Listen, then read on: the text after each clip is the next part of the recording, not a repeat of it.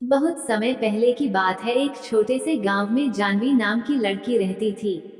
उसके पिताजी एक छोटे किसान है और माँ एक गृहिणी है जिनका स्वास्थ्य खराब रहता था। जानवी ही अपनी माँ की देखभाल और खेत में काम करती है। जानवी बहुत सुंदर और दयालु थी। लड़की के पापा फूलों की खेती करते थे। जानवी की माँ दिल की रोगी थी। जानवी ही उनकी देखरेख करती और खेत पर पापा का हाथ बांटती। एक दिन जब जानवी अपने खेत से फूल तोड़ रही तभी उसे एक बहुत मधुर संगीत और गाने की आवाज सुनाई दी। पहले तो जानवी ने ध्यान नहीं दिया, पर जब वह संगीत में मदहोश होने लगी तब उससे रहा नहीं गया। जहाँ से गाने की आवाज आ रही थी जानवी उसी ओर चल दी।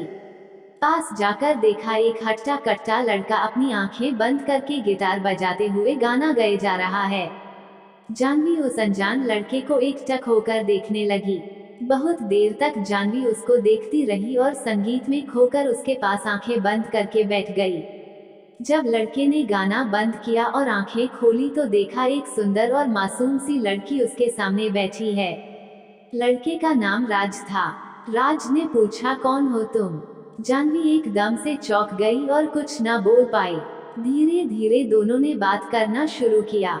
जानवी ने राज के गाने की तारीफ की और राज ने उसकी सुंदरता की। राज पड़ोस के ही गांव का लड़का था जिसको संगीत में बहुत रुचि थी, पर घर वालों के कहने पर वह शहर में पढ़ाई करने गया था और नौकरी न मिलने की वजह से गांव वापस आया था।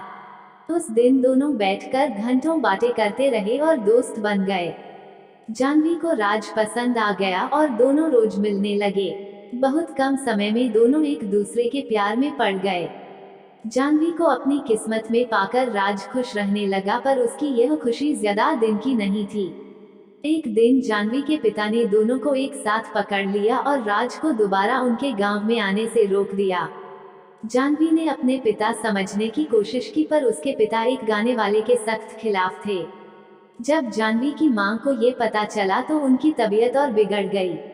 इस बात से परेशान होकर जानवी ने राज से फोन पर भी बात करना बंद कर दिया। राज ने मायूस होकर गांव को छोड़ दिया। देखते देखते समय गुजरता गया और जानवी की शादी की बात चलने लगी, पर जानवी अब तक राज को भूल नहीं पाई थी। उसको राज का वह वादा याद आता जो उससे करके गया था। चाहे कितना भी वक्त लग जाए, मैं एक दिन कामयाब होकर तुम्हें लेने जरूर आऊंगा। मैं मरते दम तक बस तुमसे ही प्यार करूंगा, तुम मेरा इंतजार जरूर करना। कभी कभी जानवी को लगता कि राज उसको भूल गया है और कभी कभी लगता वह जल्दी ही वापस आ जाएगा। न जाने कितनी बेचैनी और दर्द में जानवी जी रही थी। न वो किसी से कुछ कह सकती थी और न अपने प्यार को भूल सकती थी। एक दिन एक लंबी सी गाड़ी उसके घर के बाहर रुकी जिसके पीछे गांव के बच्चे दौड़ रहे थे। इससे पहले गांव में इतनी महंगी गाड़ी कभी नहीं आई थी। गाड़ी देखकर ही मोहल्ले के सभी लोग जमा हो गए। आराम से घर के गेट खोलते हुए जैसे ही राज अंदर पहुंचा, जानवी ने देखते ही उसे दौड़कर गले लगा लिया। जानवी की अंदर लेटी थी। राज और जानवी दोनों गले लगकर रोने लगे। दोनों एक दूसरे के प्यार को महसूस कर रहे थे। दोनों के मन से सारी शंकाएं दूर हो गई और दोनों का प्यार वक्त के साथ बढ़ता गया।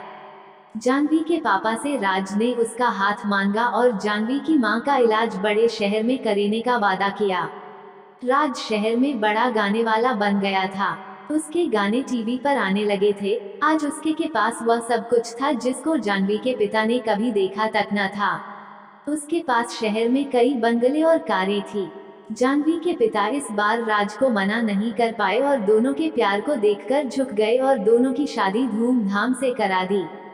जनी और राज ने अपना पूरा जीवन खुशी खुशी बिताया और जब वह शहर से बोर हो जाते तब वही उस खेत के पास आते जहां वह पहली बार मिले थे। राज गाना गाता और जानवी उसकी बाहों में संगीत का आनंद लेती। दोनों ने धरती पर ही स्वर्ग का आनंद लिया। दोस्तों, आपको हमारी यह कहानी कैसी लगी हमें कमेंट करके जरूर बताएं। धन्यवाद।